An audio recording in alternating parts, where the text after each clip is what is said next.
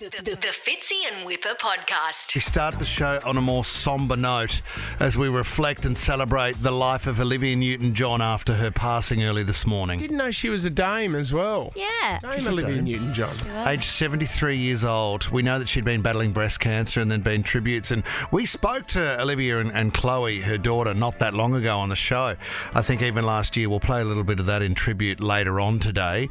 But we will be celebrating her life throughout the show. And we'll make all efforts to get in touch with people that were close to her, including Richard Wilkins and Delta Goodrum, who played her in the movie as well. She was what just, a career! I mean, everyone knows her from Grease, and that just her career exploded after that. But you know, I remember as a young boy watching the Physical film clip, and she won 4 Grammys. You sort of forget that stuff, don't you? It's extraordinary. Globally massive. Actually, Sarah just came up with a good point as well. Like John Travolta, that poor guy, he's lost 2 wives to breast cancer. Now Olivia Newton-John's been lost to breast cancer. He's one of his very best friends in the world. Yeah. It's very sad. Lost his son as well, the poor man.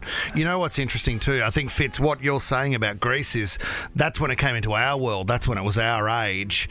And the movie came out, and that's what launched her onto a larger scale internationally. But prior to that, our mum and dad, I think my dad had a crush on her for a very long time. John, you because can't- she was singing from such an early age. Yeah. Such an iconic She singer. was just gorgeous, you know. And, sad day today. So tell me, can we play a couple of songs today? Yeah, absolutely we will. And we'll, remember her very fondly. Do you know what was guys. great? Remember 60 Minutes did an interview a while ago. I think Carl Stefanovic did the interview. And she was still battling her disease, and the fight was still very much in front of her. But she was in the Blue Mountains. She'd found comfort as well with what was going on. She was meditating a lot, and she was extremely peaceful. So I think to where she came to with her disease, although, you know, it's resulted as it has today, she was at peace with it. So she passed away peacefully at her ranch in Southern California. She was surrounded by family and friends. So we're going to be speaking about Olivia. We're going to try, like Whip said, we'll try to get Dickie on and speak to a few of her friends and people that knew her well throughout the show. One man who performed a song with her back in 2002 on her album Duets, the song was called I Will Be Right Here, is David Campbell, good friend of the show, and DC joins us now. Good morning, Dave. Good morning, boys. Mate, thanks for joining us so early. There's a lot for you to take on board this morning, so we appreciate it, mate. Can you take us through, before we get to the duet and the time you worked with her professionally, growing up as a young man but also in the music game, how early on did you meet Olivia Newton-John?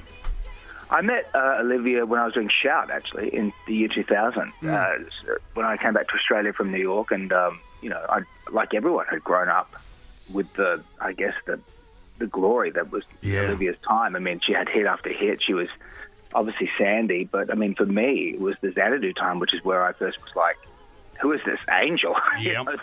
This incredible looking woman who could sing, high, who was charming, who was funny, who could dance with Gene Kelly. She just seemed otherworldly. So to finally, I met her when I was during Shout, to meet her and just to have her just sit down and just talk in that great Australian accent. She'd lock eyes with you, and she just would charm you and just would be so normal. Like it was like talking to your neighbour. How good is that? She just was so great.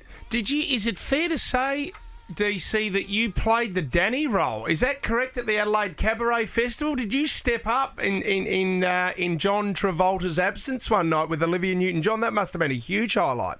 It was massive. So my wife and I were running the festival, and we booked a few major acts, and Olivia was one of them, and she came out and she goes, I need a Danny. And I'd seen her perform her show, and I'd seen her backing singer do the Danny role. And so I just assumed that this fantastic singer would do it. She goes, no, you come up and you do it. And I was like, I can't be bloody John Travolta.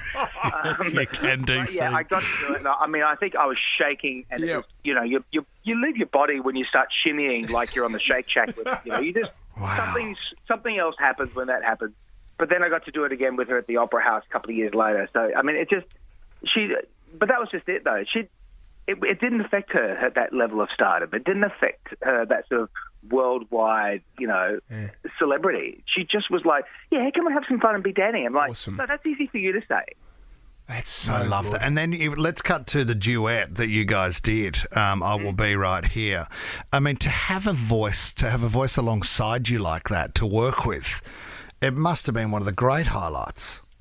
Yeah, and the thing about her is that, while we all know her to be an amazing singer and we all love her songs, whether you love her country stuff or her pop stuff or, in Greece, she actually was incredible in the studio. She knew exactly what she wanted. It was a Diane Warren song. She chose it for us. I had no idea what the song was like, and I would sing it. Wait, she produced me. Yep. She produced my vocal on that. She was like, no, I want you to sing it this way. She'd throw a harmony down straight away. I mean, she had an incredible ear. And there's a lot of people who are great singers but can't harmonize. They're stars, they can do stuff, but they can harmonize with themselves, but not with other people. She could do it all. But she did it so effortlessly that you actually didn't think that this is... It felt like it was just like second nature to her, like breathing. You know what? We interviewed, and we're going to play a bit of the interview after 7 o'clock this morning, but we interviewed her last year with Chloe. She brought out a song with Chloe last year called Window in the Wall. And, mate, for her age, her voice was still magnificent, DC. Yeah. I remember seeing her at the Cabaret Festival at the Opera House. She did that high note in Xanadu live. Wow. The high note at the end of Xanadu live. And I thought, this because you see people, sometimes... I toured with Tom Jones, and that, If I Only Knew Scream thing he does was on a loop. No, not her. She would always sing live. Her voice, up until the end, I mean, she was still touring a bit, and she would do anything for the wellness center. So she would often do concerts and stuff down there, and she would always sing live. She was a pro. She came from the old school world of like, that's what you do. Yeah, sure. DC, do you know if your beautiful dad, Jimmy Barnes, ever worked with her? He knew her. They never really performed together. Yep. Now that would have been a duet. I would have prayed for her on the stage if that I'd got the lungs next to her. But the thing is, he was like everyone else. We all everyone in the industry sort of was in love with her. Yeah. And I mean that not in a bad way. I mean, like, she just had a glow about her. Yeah. She just was. Sorry, she just was really perfect. No, I tell you what, as a young man, that Let's Get Physical film clip was just every Saturday morning watching, watching Rage and watching that pop up on the screen. That was, my eyes were in the back of my head, that's for sure, DC. Mine was Have to Believe We Are Magic. That was the one for me. That's when I was like, oh, God, I think I'm straight. Well, DC, you know what? We know how thanks, busy buddy. you are, and you'll be on television all morning talking about Olivia Newton-John. We appreciate your time, mate. Thank you so much for opening up and sharing your stories about her. And, mate, listen, everyone's got the same story. Whatever everyone thought about her, that's what she was. I love it, buddy. Thanks so Dave. much. Thanks, boys. Sad news this morning. Olivia Newton-John has passed away at the age of 73. She has battled breast cancer for 30 years. She passed away peacefully at her ranch in Southern California. John Travolta has just written a message. My dearest Olivia, you made all of our lives so much better. Your impact was incredible. I love you so much. We will see you down the road, and we will all be together again. Yours from the first moment I saw you and forever. Your Danny, your John. Beautifully said. Beautifully said, John Travolta. We were lucky enough to speak with Olivia and Chloe, her daughter, last year, wasn't it, Fitz? Yeah, it was. We had a chat to them at the on end of Skype. last year. They brought out a song called Window in the Wall. This is it here.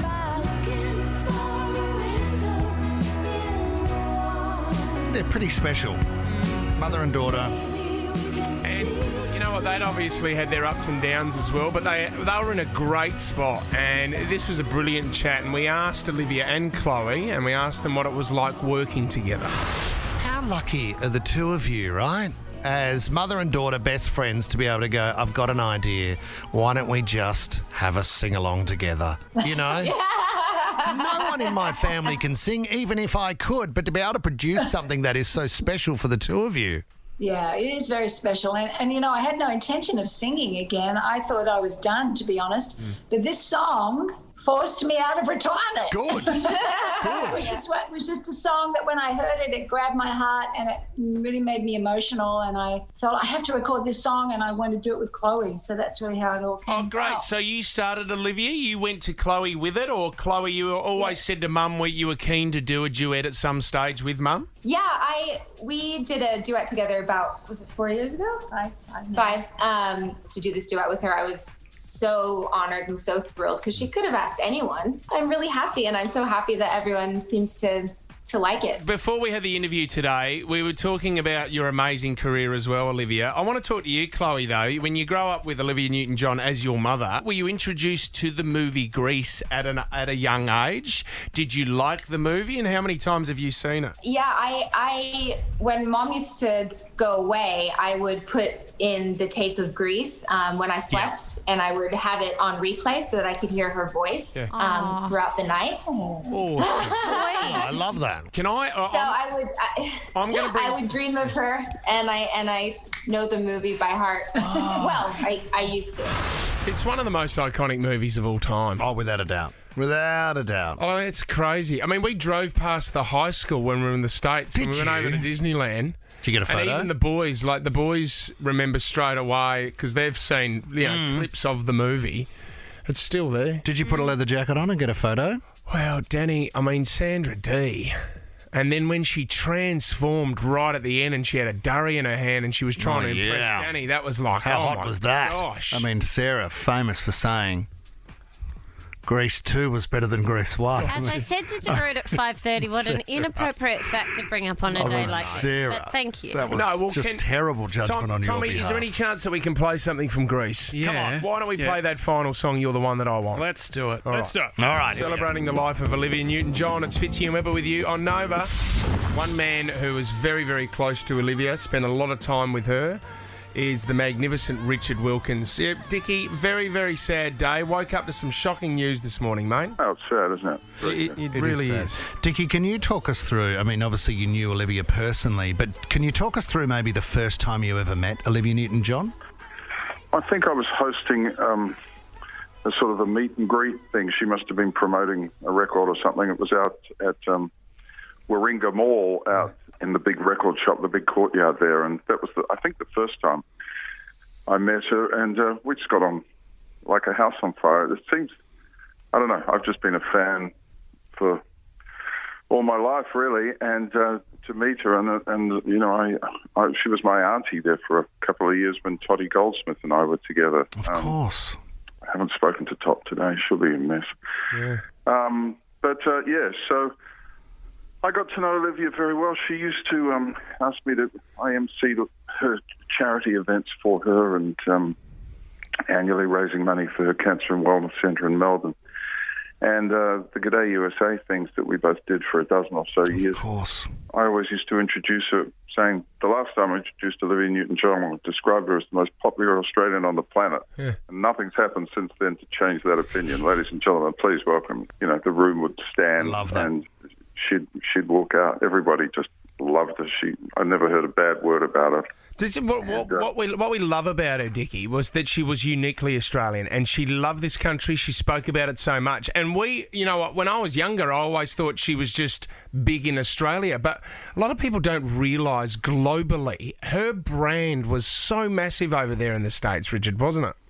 Yeah, it was. I mean, she was born in England too, so you know, this Australia became her adopted homeland. But she loved this place. You know, she loved the little slice of paradise that she had, the Gaia Resort Retreat, just in the Byron Bay hinterland, and she had a property up there. She sort of divested herself of those in recent times, and she was obviously, you know, in hindsight, sort of clearing the decks and getting her stuff in order. But she loved Australia so much. She was a real Melbourne girl, really, although she loved it up there. But she was equally at home anywhere in this country. But yeah, I mean, those songs of hers were big hits everywhere, and Grease just took it to another level. Grease is one of the biggest, most iconic movies ever, and you know, her and John Travolta, those You're the One That I Want and all that, Hopelessly Devoted, those songs just were hits everywhere.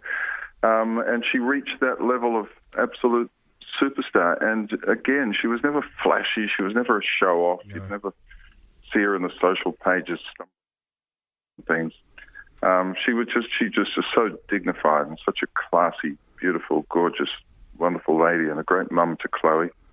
And, you know, to be so down to earth and so normal in this crazy world and this crazy business that she's in is just a feat in its own right. It's a real credit, isn't it? Dickie, I can hear it in your voice that you're obviously shaken by the news this morning.